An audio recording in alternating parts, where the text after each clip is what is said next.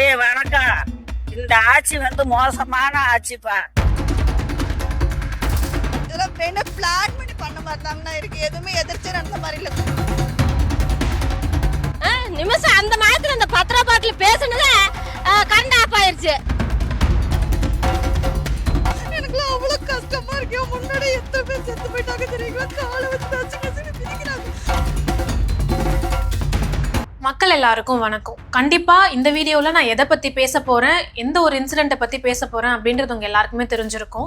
கரூர்ல டிவிகேவோட தளபதி விஜய் அவர்களோட கேம்பெயின்ல நடந்த ரொம்ப மோசமான ஒரு விஷயம். இப்படி ஒரு விஷயம் நடந்திருக்கவே கூடாது, இதுக்கப்புறமும் இப்படி ஒரு மோசமான விஷயம் நடக்கக்கூடாது அப்படின்றதெல்லாம் நம்ம எல்லாருமே அந்த ஒரு நியூஸை பார்க்கும் போது அவ்வளோ ஃபீல் பண்ணியிருப்போம்.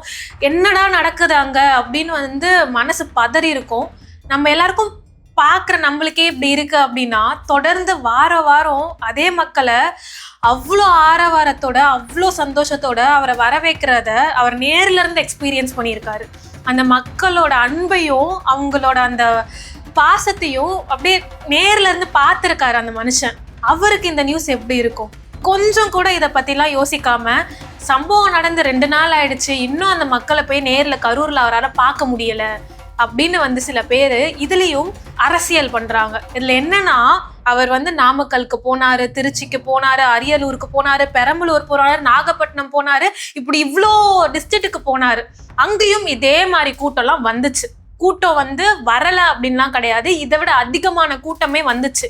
ஆனால் எப்படிங்க கரூர்ல மட்டும் இப்படி ஒரு சம்பவம் நடக்குமா? ஏன் செந்தில் பாலாஜி அங்கே இருக்காரு அப்படின்றதுனாலயா? அவருக்கு அந்த கரூர்லன்னு இல்லை, தமிழ்நாடு முழுக்கவே அவரோட பேர் எந்த அளவுக்கு கெட்டு போச்சு, மக்களுக்கு அவர் மேலே இருந்த மரியாதை எந்த அளவுக்கு கெட்டு போச்சு, அவர் மேலே இன்னும் அந்த ஒரு நம்பிக்கையே வராது அப்படின்ற அளவுக்கு அவர் ஊழல் பண்ணிட்டாரு, ஜெயிலுக்கு போனாரு, என்னென்னமோ பண்ணாரு. அந்த மாதிரி பண்ண ஒரு மனுஷனை நீங்கள் அமைச்சராகவும் மறுபடியும் உட்கார வச்சிருக்கீங்க. இப்போ அவர் ஊரில் இப்படி ஒரு சம்பவம் நடந்திருக்கு அப்படின்றப்ப மக்கள் என்ன முட்டாளா? இதை கூட அவங்களால புரிஞ்சுக்க முடியாதா? உங்களோட கேவலமான இந்த மாற்றத்தை கொடுக்கணும், மக்களுக்கு நல்லது நடக்கணும், அவங்களுக்கு அடிப்படையான விஷயங்கள் முதல்ல கிடைக்கணும் அப்படின்னு பேசிட்டு இருந்த ஒரு மனுஷனை இப்படி நொறுக்கி உட்கார வச்சிருக்கீங்க. அப்போ தமிழ்நாட்டில் இருக்க மக்கள் எல்லாருமே இந்த ஆட்சியில இருக்கக்கூடிய டிஎம்கே கீழே இருக்கக்கூடிய மக்கள் தானே, தமிழக மக்கள் தானே. டிவிகேக்கு அவங்க சப்போர்ட்டா விஜய பார்க்க வராங்க, அதனாலதான் இப்படி நடந்துருச்சு அப்படின்றீங்க. விஜய பார்க்க வரல, ஆனா ஏர் ஷோல 5 பேர் இறந்தாங்க. கள்ளக்குறிச்சியில சாராயம் குடிச்சு உங்களோட ஆட்சியில தான் 63 பேர் செத்து போனாங்க. மரக்காணம்லயும் கள்ள சாராயத்தால பல பேர் இறந்து போனாங்க. இது மாதிரி உங்களோட ஆட்சியில இந்த மாதிரி நிறைய சம்பவங்கள் நடந்தது. அஜித்தோட லாக்அப் டெத்தா இருக்கலாம், அண்ணா யூனிவர்சிட்டி கேஸா இருக்கலாம், இந்த மாதிரி ஏகப்பட்ட லா அண்ட் ஆர்டர் பிரச்சனை உங்க ஆட்சியில தான் நடந்துட்டு இருந்தது இந்த 4 வருஷத்துல. அப்பெல்லாம் இவ்வளோ வேகம், இவ்வளோ ஒரு ஆதங்கம், உங்களுக்கு இவ்வளோ ஒரு மக்கள் மேல அக்கறைலாம் வெளிப்படலையே. இப்போ மட்டும் எப்படிங்க 5 நிமிஷத்துல செந்தில் பாலாஜி அந்த ஸ்பாட்டுக்கு வராரு? அன்பில் மகேஷ் எங்க இருந்தாருன்னே தெரியல, ஆனா அவர் அங்கதான் இருக்காரு. சிஎம் அவ்வளோ பரபரப்பா அவ்வளோ ஆதங்கத்துல ட்வீட் போடுறாரு. நரேந்திர மோடி அவர்களுக்கு வரைக்கும் நியூஸ் போயிருக்கு. அமித்ஷா, ரஜினிகாந்த் அவர்கள்லாம் ட்வீட் போடுறாரு உடனடியா. சம்பவம் நடந்து 1 மணி நேரத்துக்குள்ள எப்படின்லாம் தெரியலங்க. ஏன்னா மற்ற விஷயம்லாம் நடக்கும் போது அவர் ஊர்ல இல்ல, அவர் ஏர்போர்ட்டுக்கு வரும்போது தான் மற்றவங்க அவருக்கு சொல்லி புரிய வைப்பாங்க, இப்படி ஒரு சம்பவம் நடந்துருச்சு அப்படின்னு அவர் ஷாக் ஆவாரு. ஆனா இப்படி தளபதி விஜய் அவர்களுக்கு நடந்த உடனே ஒரு ட்வீட், உடனே ஒரு ஆழ்ந்த இரங்கல், எப்படி தாங்க தெரியல. அப்படி என்னங்க இந்த மனுஷன் உங்களெல்லாம் பண்ணிட்டாரு? மக்களுக்கு நல்லது செய்யணும்னு நினைச்சாரு, அதுதான் உங்களுக்குலாம் பிரச்சனையா? நீங்க தான் நல்லது செய்யக்கூடிய ஒரு ஆட்சி, நீங்க தான் மக்கள் ஆட்சி கொடுக்குறவங்க நினைச்சிட்டு இருக்கீங்களா? இல்ல தெரியாம தான் கேட்குறோம். மக்கள் என்ன அவ்வளோ முட்டாளா? அந்த சம்பவம் நடந்த இடத்துல செருப்பு கொண்டு வீசுறாங்க அவர் மேல, அவர் பேசிட்டு இருக்கப்ப. ஏதாவது ஒரு டிஸ்ட்ரிக்ட்ல நடந்ததா? அவரை போய் திருச்சியில பேசினப்ப, அரியலூர்ல பேசினப்ப, அந்த மாதிரி பேசினப்பலாம் அந்த மாதிரி நடந்ததா? ஏன் எப்படி கரூர்ல மட்டும் செந்தில் பாலாஜியோட இடத்துல மட்டும் இப்படி ஒரு சம்பவம் நடக்கும்? செந்தில் பாலாஜியோட ஆதரவாளர்கள் அந்த கூட்டத்துல இருக்காங்க. டிவிகேக்கு ஆதரவானவங்க தளபதி விஜய் அவர்களை பார்க்க வந்த கூட்டம் அப்படின்றத தாண்டி, அந்த படத்துல எல்லாம் சில காட்சிகளை பார்ப்போம்ல, ஒரு துண்டை போட்டுட்டு அந்த கட்சி ஆளுங்கன்னு நம்பிடுவாங்க அப்படின்னு உள்ள கூட்டத்துக்குள்ள பூந்து அடியாட்களை உள்ள இறக்கி ஒரு அரசல் புரசல் பண்ணுவாங்கல்ல, அந்த மாதிரி பண்ணியிருக்கீங்க.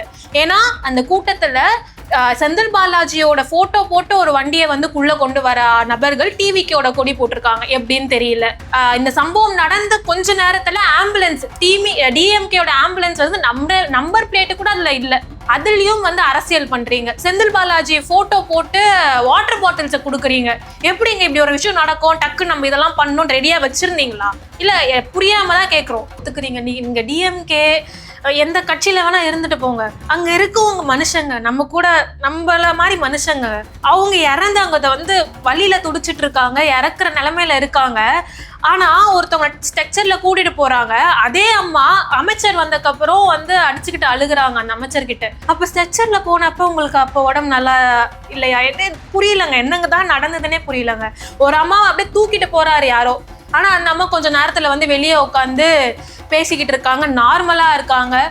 என்னதாங்க நடக்குது அப்படின்ற அளவுக்கு. ஆனா அங்க ஒரு கூட்டம் கட்டுக்கடங்காம ஆகுது அப்படின்ற சமயத்துல, கொஞ்சம் கண்டிஷன் மீறி போகுது அப்படின்ற சமயத்துல உங்க குழந்தைங்களை கூட்டிட்டு இல்ல உடம்பு முடியாதவங்க கூட்டிட்டு அந்த இடத்துல இருந்து வெளியே வந்திருக்கணும். நீங்க அதை பண்ணல அப்படின்றப்ப உண்மையாவே கஷ்டமா இருக்கு. ஏன்னா நீங்க பெத்த குழந்தைங்க. இதுக்கப்புறம் நினைச்சு பார்க்கும் போது எப்படிங்க இருக்கும்? ஸோ இந்த மாதிரி ஒரு விஷயம் நடக்குது, உங்களுக்கு ரொம்ப பிடிச்சவரே நீங்க பார்க்க போறீங்க, அங்க அவ்வளவு கூட்டம் வருது அப்படின்றதெல்லாம் தாண்டி வேற ஏதோ ஒரு இடத்துக்கு போறீங்க, அங்க அதிகப்படியான கூட்டம் வரும் அப்படின்னு தெரிஞ்சாலே தயவு செஞ்சு போன் இருக்கு, எல்லார் கையிலயும் போன் இருக்கு, எல்லார் கையிலயும் வந்து எல்லார் வீட்லயும் டிவி இருக்கு, லைவ்ல உட்காந்து பாருங்க. அதுல தப்பே இல்லைங்க. அங்க போய் அதை உயிர் போனக்கு அப்புறம் எவ்வளோ அழுதாலும் எவ்வளோ வருத்தப்பட்டாலும் போன உயிர் வராதுங்க. அது எப்படி சொல்றதுன்னே தெரியல. அந்த வலி தாங்கவே முடியாது. அது கூட இருந்து பாக்குறவங்களுக்கும் அந்த வலியை கொடுக்குற மாதிரி தான் இருக்கு. பெத்தவங்களுக்கு எவ்வளோ வலிக்கும், அந்த குடும்பத்துக்கு எவ்வளோ வலிக்கும் அப்படின்றதெல்லாம் அடுத்த தலைமுறையே இல்லாம போற அந்த ஒரு பெயின்லாம் வந்து சத்தியமா ஏத்துக்க முடியல. தயவு செஞ்சு பேரண்ட்ஸா இருக்கட்டும், வீட்டுல இருக்க யங்ஸ்டர்ஸா இருக்கட்டும், உங்களோட தலைவர் தான் அங்க இல்லைன்னு சொல்லுங்க. அவரை வந்து பார்க்க போறீங்கன்னா உங்க சேஃப்டி ரொம்ப முக்கியம். அவருமே அதை தான் கேட்கிறாரு, சேஃபா இருங்க, சாப்பிட்டீங்களா, தண்ணி குடிச்சிங்களான்னு கேட்கிறாரு. ஸோ உங்களோட சேஃப்டி அங்க பாக்குறது ரொம்ப ரொம்ப முக்கியம். உங்களை நம்பி உங்க குடும்பம் இருக்குன்றப்ப நீங்க வீட்டுல உட்காந்து சேஃபா பாக்குறதுல அவர் வந்து நீங்க வராதீங்க, வாங்க எல்லாரும் என்னை பார்க்க வாங்கலாம் அவர் கூப்பிடல. வீட்டுல உட்காந்து சேஃபா இருங்க, நீங்க சேஃபா பாத்தீங்கன்னாலே போதும் அப்படின்றதான் அவர் கேட்கிறாரு. இதுக்கப்புறமா அது கவர்மெண்ட் போலீஸ் தரப்புல வந்து இவ்வளோ பேர் வந்துட்டா நாங்க எப்படிங்க பாதுகாப்பு கொடுக்கறது? 500 போலீஸ் கொடுத்துருந்தோங்க நாங்க. ஆனா அங்க கூட்டம் வந்து எங்களோட கண்ட்ரோலுக்கும் வரணும்ல, அவங்க வந்து கட்டுக்கடக்காம இருக்காங்க அப்படின்னு. ஈவினிங் 6 மணிக்கு மேல போஸ்ட்மார்ட்டமே பண்ணக்கூடாது. ஆனா அவசரமா போஸ்ட்மார்ட்டம் பண்ணி எதுக்குங்க அவங்க கிட்ட பாடி கொடுக்குறீங்க? எங்க எவிடன்ஸ் அளிக்கிறீங்களா அப்படின்ற ஒரு கேள்வியுமே இருக்கு. இது எல்லாத்துக்கான பதில் கூடிய சீக்கிரம் வந்து கிடைக்கும். நீதி அதெல்லாம் வந்து கொஞ்சம் டிலே ஆனாலுமே மக்களுக்கு தெரியுங்க. ஏன்னா இவ்வளோ நாள் விஜயை வந்து எதிர்த்தவங்க கூட சில பேர் இந்த ஒரு கேவலமான அரசியலை பார்த்து இதுக்கப்புறம் இந்த மாதிரி ஒரு ஆட்சி நம்மளுக்கு தேவையா, இந்த மாதிரி ஒரு தலைவர்கள் நம்மளுக்கு தேவையா அப்படின்னு யோசிக்க வச்சிருக்காங்க. இதை டிஎம்கே என்ன நினைச்சிருப்பாங்க, இப்படி ஒரு விஷயம் பண்ணிட்டோம்னா தளபதி விஜய் அவர்கள் மேல இருக்கக்கூடிய ஆதரவுலாம் குறைஞ்சிரும், மக்கள் அவரை வந்து எதிர்க்க ஆரம்பிச்சிருவாங்க, அவர் அரசியலை விட்டே போறதுக்கான வாய்ப்பு கூட இருக்கு அப்படின்றதெல்லாம் உங்களோட ஸ்ட்ராட்டஜியை கேவலமான அரசியல் ஸ்ட்ராட்டஜியா இருக்கலாம். ஆனா ஒரு விஷயம் மட்டும் நிறைய பேர் சொல்லக்கூடிய, மக்கள் சொல்லக்கூடிய விஷயம் என்னன்னா, தளபதி விஜய் அவர்கள் நிறைய பார்த்திருக்காரு. அவர் நடிக்க வரும்போது எவ்வளவோ அவமானங்கள், எவ்வளவோ அசிங்கங்கள், எவ்வளவோ கஷ்டங்களை பார்த்திருக்காரு. அதெல்லாம் தாண்டி ஒன்னொன்னா உடைச்சுதான் இப்ப இந்த இடத்துக்கு வந்து நிக்கிறாரு. அப்ப எல்லாருமே அவருக்கு ஆதரவா இருந்த எல்லாருமே இப்பயும் அவர் கூட தான் நிக்கிறோம். அதை தாண்டி அதிகப்படியான பலமும் இப்ப அவருக்கு வந்து சேர்ந்திருக்கு. ஸோ இந்த மாதிரி கேவலமான அரசியல்ல வந்து அவர் உடஞ்சு போய் உட்காராம மக்களுக்காக அவர் பண்ண வந்த விஷயங்களை அவர் மேலும் மேலும் வந்து மன தைரியத்தோட பண்ணணும். அரசியலை விட்டு போகக்கூடாது. 2026ல அவரோட ஆட்சிக்கு வந்து இந்த ஒரு விஷயத்தெல்லாம் மாத்தணும், மக்களோட தலையெழுத்தை மாத்தணும் அப்படின்றது தான் எல்லாரோட கோரிக்கையாகவுமே இருக்கு. தளபதி விஜய் அவர்கள் ரொம்பவே ஸ்ட்ராங்கா இருக்கணும். மக்கள் அவர் கூட தான் இருக்காங்க. உண்மையான அன்பு, அவர் சொல்றாருல நெஞ்சில் குடியிருக்கும் அப்படின்னு, அந்த எல்லாருமே இப்போவுமே அவர் நெஞ்சில தான் குடியிருக்காங்க. அதுல எந்த ஒரு டவுட்டுமே இல்லை. அவர் ரொம்பவே ஸ்ட்ராங்கா இருக்கணும். அவரு கூட வி ஸ்டாண்ட் வித் தளபதி அப்படின்றதுல எந்த ஒரு டவுட்டுமே கிடையாது. தளபதி விஜய் அவர்கள் அரசியலுக்கு வந்த உடனே வீட்டுல இருந்தே அரசியல் பண்றாரு, ஒர்க் ஃப்ரம் ஹோம் அரசியல் பண்றாரு, பனையூர் அரசியல் பண்றாரு, பனையூர் பண்ணையார் அப்படின்லாம் வந்து பட்டங்கள் கொடுத்தாங்க, நிறைய விஷயங்கள் விமர்சனங்கள் முன் வச்சாங்க.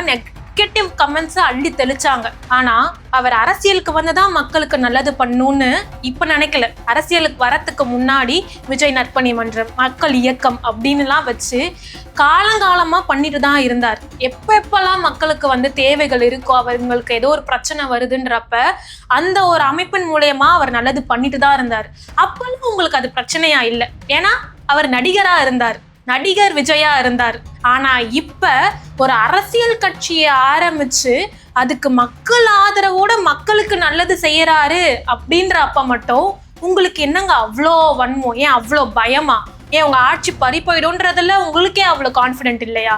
அவர் மக்களுக்காக நல்லது பண்றாரே, மக்களோட ஆதரவு எப்படிப்பா இந்த மனுஷங்க இவ்வளோ பேர் அவர் பின்னாடி போறாங்க அப்படின்ற அந்த ஒரு கேள்வியா, அச்சமா?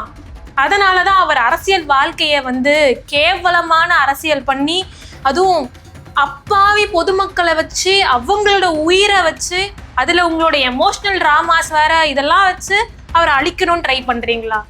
இதை எல்லாத்தையுமே அப்படியே திருப்பி அவர் வந்து மக்களுக்காக நிற்பார்.